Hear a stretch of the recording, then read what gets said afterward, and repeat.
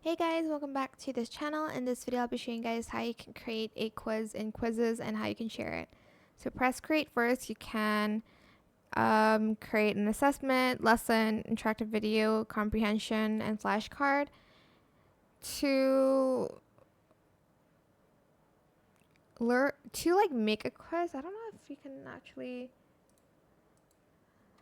do that, but you're just going to select from the quiz that they have. For instance, this. And then you can assign it here, and then you can set up your quiz. You can then share it.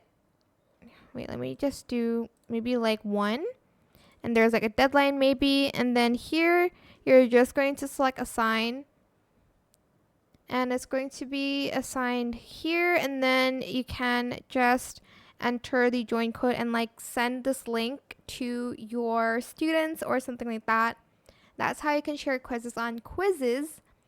Hope this tutorial was helpful for you guys. Don't forget to like, comment, share, and also subscribe to this channel if you haven't done that already. If you have any more questions, just leave it in the comment section down below. I will try my best to answer them all for you guys. And if you found this video helpful, please click the thanks button as well. That is it. Thank you so much for watching. Bye.